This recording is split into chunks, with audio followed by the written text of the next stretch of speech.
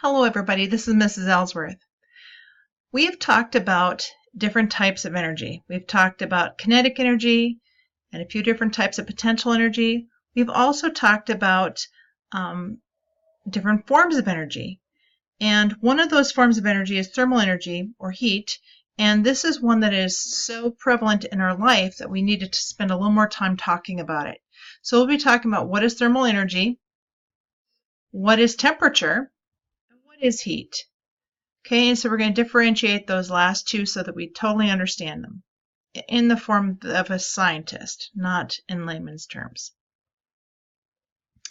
So we also want to know when we're doing this is how does heat move, because it really is the systems that drives our weather and that we count on in everyday life.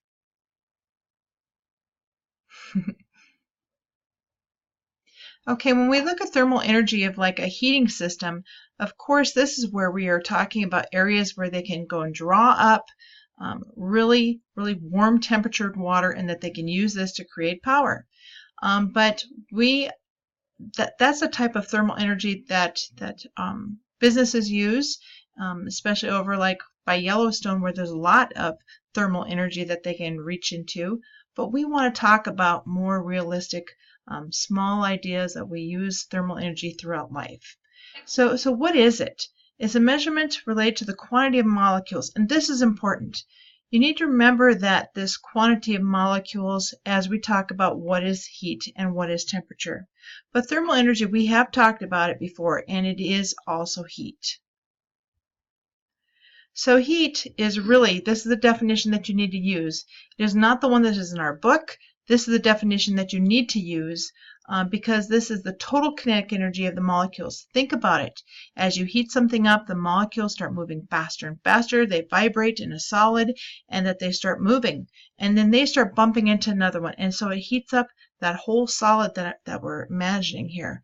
Now thermal energy, heat, always moves from one warmer area to a cooler area.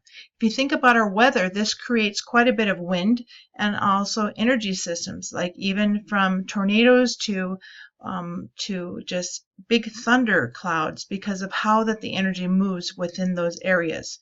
Now, think about if you were like, well, like my horse tank heater. When I go and put in the heater in the middle of the winter when we've got really cold weather, that heater, the heat transfers throughout the whole tank so that the water is thawed throughout the whole tank because heat moves to cooler areas. Thank goodness it does. Otherwise, you would have a heater in one small portion of your house and it would only heat that one small portion. It would not heat all of it. I know that we've got blowers on the fans of like our furnaces and stuff like that, but still it would not really readily move to other areas. Or even think about a pool. A pool's got one heater in it, and you'll go and you'll walk over by that nice area where it's pushing out warm water, and you want to kind of hang out there if it's really chilly. But the whole thing is that it does heat up the whole pool because heat moves to cooler areas. In physics, there is no definition of cold. It really is the absence of heat. And heat is something that we think about, well, where do those molecules move? Because think of it molecularly. We are increasing the temperature, excuse me, and we are making the heat move by the vibration of the molecules or else the molecules moving. Okay, so heat is moving energy. Now temperature, this one becomes confused with heat quite often. Now heat was the total, heat was the total kinetic energy of molecules. This one is the average. So there's just one word that is different in the two definitions according to science. There's only one word that's different here, so let's think about what does this really mean. So when you talk about heat versus temperature, heat is a total kinetic energy of the molecules. So the more molecules you have, the more heat you have. Now temperature, even taking your own temperature, that's just one small area that you're taking the temperature from. But the whole thing is that this is the average of it. So it does not have anything to do with how many molecules that there are. So when you look at an example like this, okay, this one here is 100 degrees Celsius. This one is 100 degrees Celsius. They're both boiling. but this one contains a lot more water. So this one's going to have a much higher amount of heat because there are more molecules moving. This one will have less heat because there is less molecules moving, but the temperature was the same. Now heat also is not measured in degrees. Temperature is measured in degrees. Heat is measured in joules because it is thermal energy. And remember, energy, work, they're all in joules. So you should write that down, that heat is measured in joules, temperature is measured in degrees. And that heat is really dependent on how many molecules there are in the first place. Remember thermal expansion, those experiments that I did with a Bunsen burner behind where we couldn't push the ball through the ring, and also when the bimetal strips would go and curl? That's because thermal expansion. We know that different things expand at different rates, but we've got to be able to account for that or else things will buckle. Look at these older pictures of the trains years ago. Yeah, it got really hot. You'll even hear sometimes on the news they'll be talking about in the cities where the highways will actually buckle and then they will create a hole and a big gap in there so that they have to go out there and fix it right away. Anyway, so the sun is radiating down on these rails, and then they get too hot, and then they expand at a crazy rate, and then they're sprung, and that they've got to replace the whole thing. So let's remember that heat moves. It moves in 3 different ways: conduction, radiation, and convection. Let's first of all talk about conduction. I don't like these examples that our book gives really well, because if you think about it, in this case right here, that coil that's on our stovetop radiates red, and that would be radiation. Okay, we know that the hot dogs and the hamburgers will have those dark marks from conduction. Conduction is the transfer of heat by direct contact. So let's think of some better examples of this. Okay, it's a really cold day. Your hands are freezing.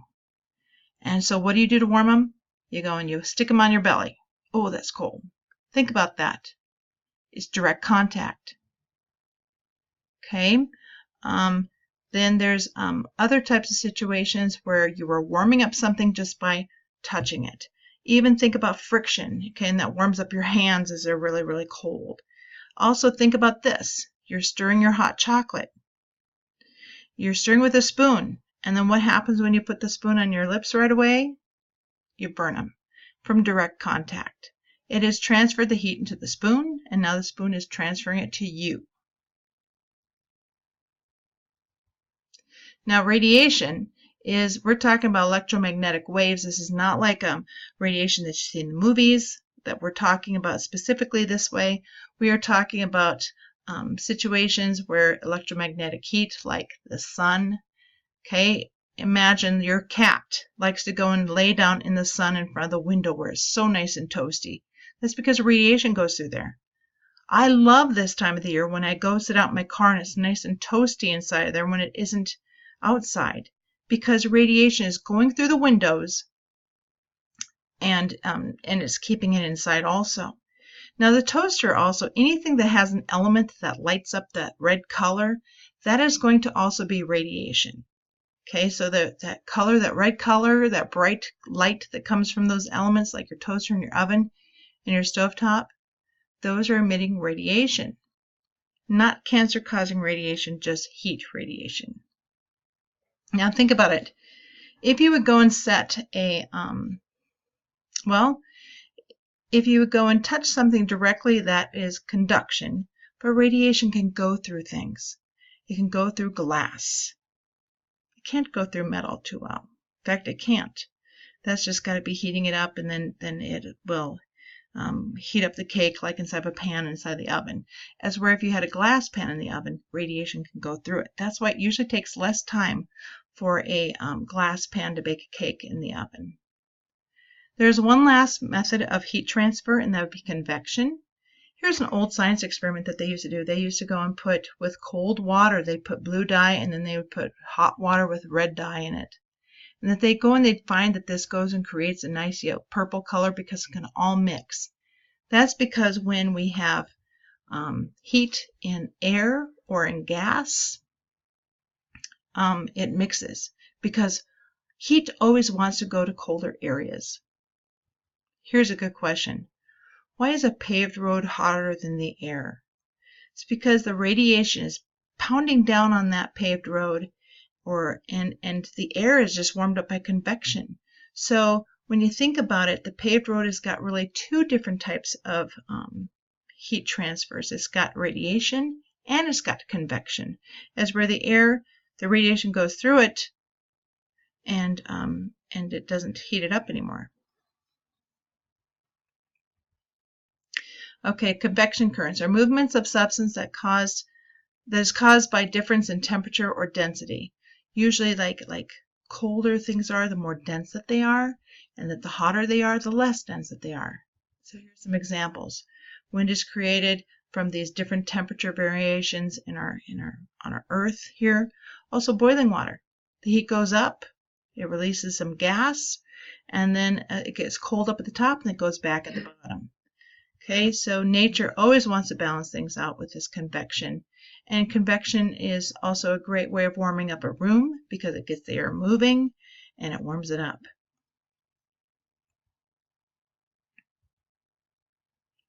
Oh, here's another good diagram showing how the hot air rises up, and the cool air sinks to the bottom because it gets more dense. Here's another good example of where heat rises up and cold, and now we get a temperature variation change there, and then we can get some crazy weather. Now we're going to transfer to a different type of subjects. What does heat move through quickly? When does it not move through things quickly? Anyways, we're talking about conductors here. The heat will readily go through anything that is metallic. Okay, it'll go through it quickly. Think about your curling iron. There's a reason why it is made out of metal, because it wants to quickly heat it up so that you can use it to curl your hair. Anyway, insulators, though, it does not. It's the same exact thing in electricity as it is for heat. Heat will readily transfer through metal.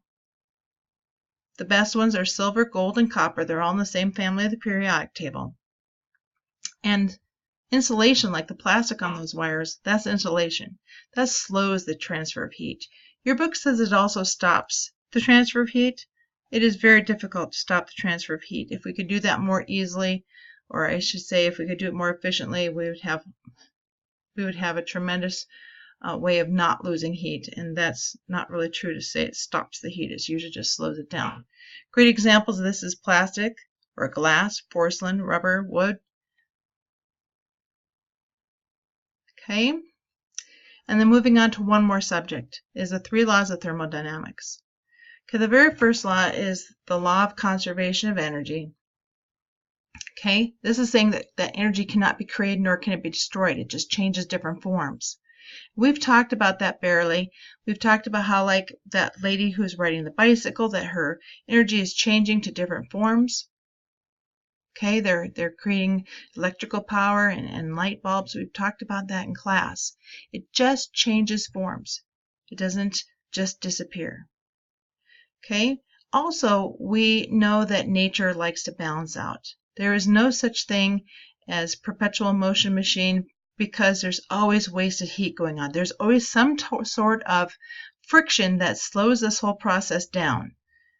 Okay. Also, the third law is absolute zero, and we will be talking about that the next time I see you. Now, what I want you to think about by the next time I see you is, can you cool the room by leaving your refrigerator door open? Okay, think about that, and let's discuss that when I see you.